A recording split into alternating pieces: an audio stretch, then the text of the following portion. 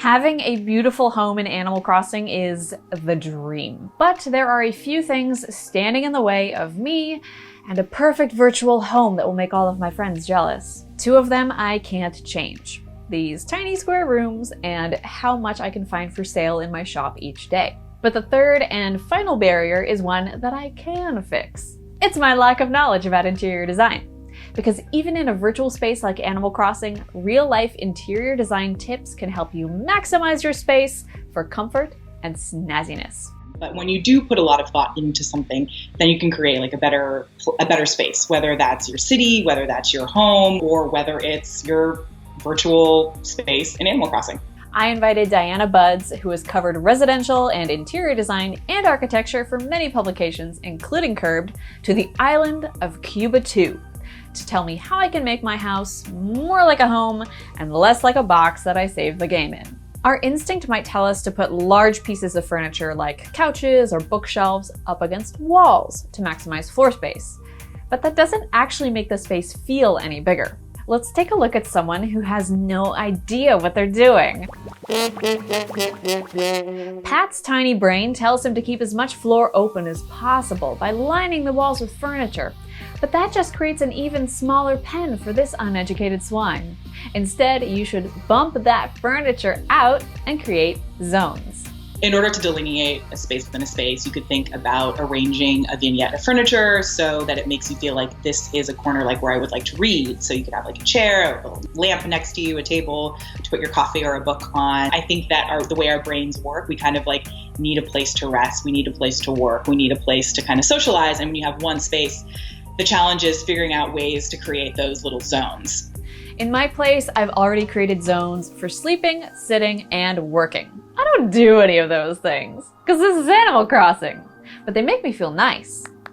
Using Diana's advice about bumping furniture out from walls can make these zones stronger. If I was like designing this space, something that I would do is trying to make the bedroom feel a little bit more private, and I might put a screen in between the dining area and the bedroom. You have a little bit more privacy and it feels like a different room there. You know how else you can strengthen your zones? The TLDR version is, I think like people often have like rugs that are like way too small for their spaces, and that does make everything feel like it just is, the proportions are all off. Dinguses think they might only need a little rug for under their coffee table or something. The fast and loose rule of rug sizing is that it should cover the entire zone you're furnishing. That's why even if you have a small room, a small rug isn't always the right choice. And if you want things to feel much more organized, I think that is where proportion really comes in. Look at the difference in the way the living area looks when I use one small rug versus a medium one versus this large one that covers the entire footprint of the zone. Now, unfortunately for everyone, but mostly me, I only have 3 highly aesthetic rugs that don't match anything in my space, and Sahara is nowhere to be seen. But let's work with what I have. Since this is my biggest rug, I'm saving it for my living space, and I'm ditching this little rug in the dining area since it doesn't really serve a purpose.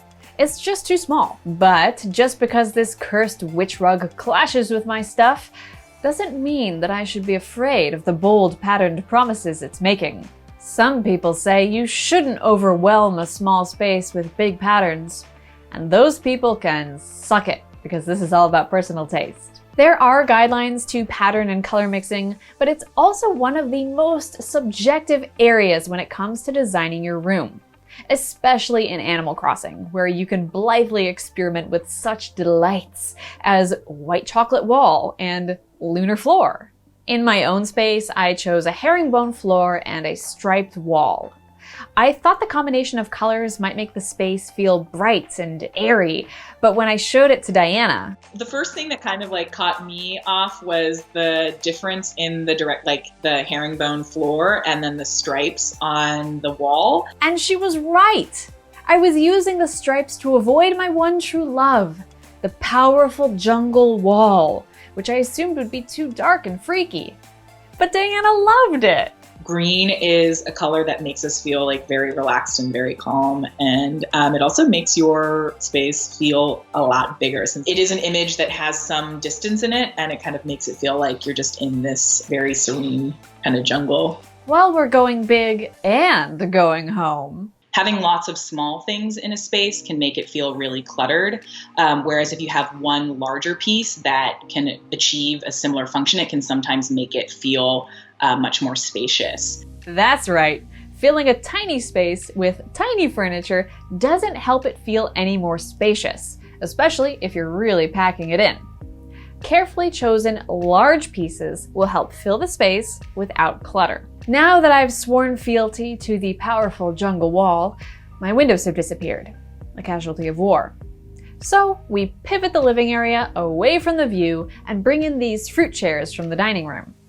Seating is a great place to flex those larger furniture choices, like using one bench for seating instead of a whole flock of chairs, which take up a lot of space in real life, and even more space in Animal Crossing thanks to the grid system. The make it big recommendation applies to vertical space too. If you have shelves that reach your ceiling, it actually makes your room look taller. Fortunately, this is not a problem in Animal Crossing. Look at these bad boys! This is a hard one for me in Animal Crossing and in real life because I have so much cool stuff that I want to show off. But filling every available surface with stuff does make a room look packed. One of the benefits of Animal Crossing is that I don't really have to worry about things like storage. The whole island is my storage.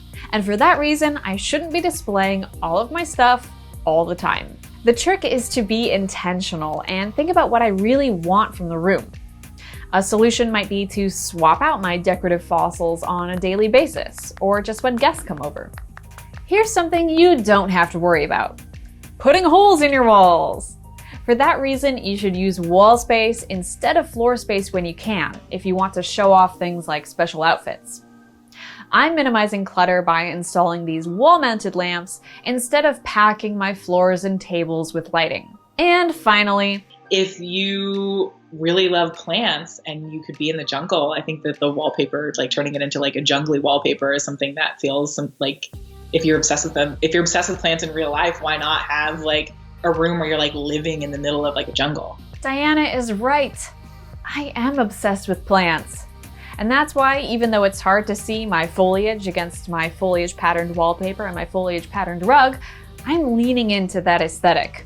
I think what's really interesting about the game when it comes to interior design is that you do have to make all of these decisions about like what's actually available to you. What I like about it is that you can be so creative, and you are thinking a lot like an interior designer has to think, which is thinking about colors, thinking about different materials, thinking about patterns, thinking about the little touches that make it feel like home for yourself. So, I mean, how many of us actually get to have that much control over our homes? Like, it's cool that you can kind of live out that dream of designing your own custom home, like in the game. I might never be able to live inside a dark, steamy jungle home in real life, but honestly, just you fucking watch me. But Animal Crossing lets us go hog wild with our dreams. So I hope these tips help you get out there and live your tastelessly patterned truth.